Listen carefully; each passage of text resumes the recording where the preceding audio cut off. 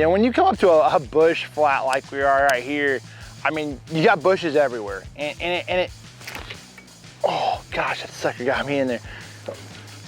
Come on, he's on there. Come on.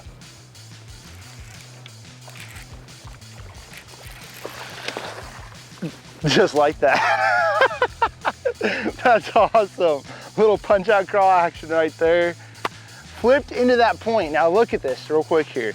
Right exactly what we're talking about. You have something that's isolated, a regular.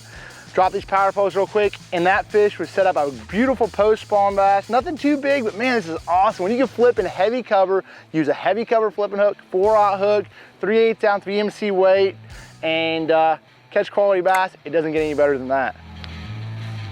You know, this is one time that you're definitely gonna be wanting to throw in heavy equipment. 7/6 heavy action rods, you know, 20 pound to 25 pound fluorocarbon. And when you get that bite, you see when I set the hook, I had him, he pulled me down, had him, pulled me down a little bit, and I'm giving him a little bit of slack. So he's letting him work his way out of there. It could have been the hook went through his mouth and got caught up in a little bit of a bush, but getting that fish out of there was really the key, was giving him a little bit of a slack. All right guys, take a look real quick here. I'm gonna show you, there's 3 very critical things that are going on right in this little area.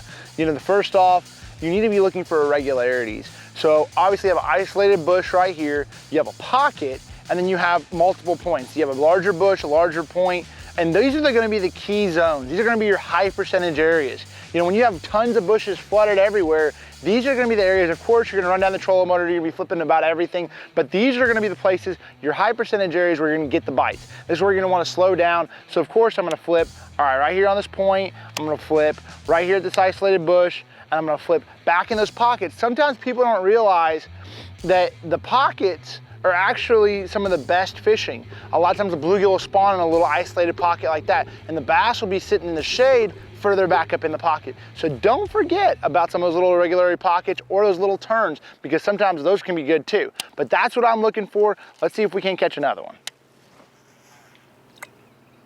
All right, pan over on this bush right here. Okay, this is exactly what I'm talking about. When you're fishing bushes and you're flipping bushes, you have to pick your little lanes. You know, there's definitely a bass living, more than likely living somewhere in this big giant bush, a big point. The juice, what I would call the juice, is probably further back up in there. Your percentage of hooking that fish and landing him is probably not very good, but you want to do your best to make the best pitch possible. So I'm going to flip it in there into the darkest, deepest part of the bush.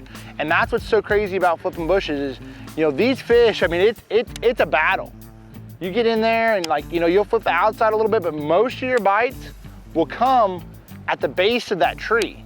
So I flipped him in there, and now it's in there, and I mean, when you get a bite, you better be ready to pull on that sucker, because he's gonna be pulling on you right back. And I mean, you tend to lose a lot of fish flipping bushes, but the thing is, paying attention to your little lanes and being able to have an entry and an exit plan is really important. And it really allows you to get your percentages of your hookup ratio to land ratio a lot further.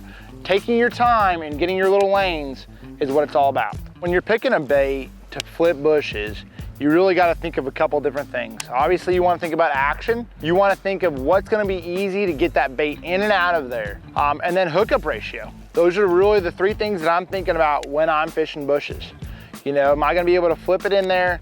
Can I get a real quiet presentation? Can I slip it in, slip it out, and be able to get those fish out of that cover with a good hookup ratio? So, you know, with this punch out crawl, I'm really looking at having a lot of action. In the post spawn specifically, I want to have that flapping action.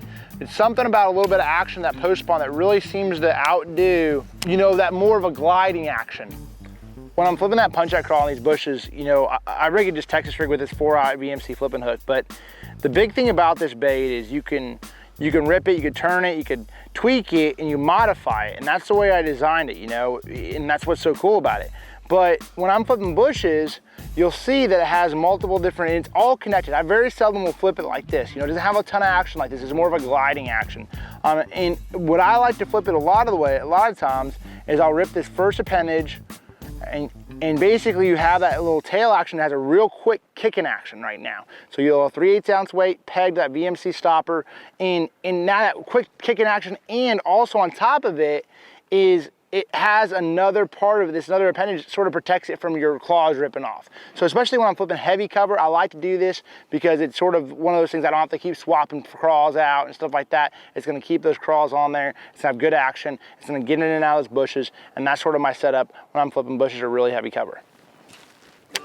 You know, when you're selecting a color, keep it pretty simple. I mean, obviously the dirtier the water, you're gonna keep your black and blues, you know, cleaner water, your more natural colors, your green pumpkins. But when the bluegill are spawning and the bushes are in the water, there is one color that, I mean, or even if I'm up north, there's one color that Junior makes that you just have to have in your tackle box. It's one of my confidence colors. It's that Minnesota Flash. It's a real dark green hue, green pumpkin, watermelony look, with a little bit of blue hue to it. And it's something about that when the fish are really keyed in on bluegill and the water's somewhat clean, it's just a fish catcher. So I keep my colors pretty simple, but that's one color, it's a specialty color that I have to have in my tackle box at all times.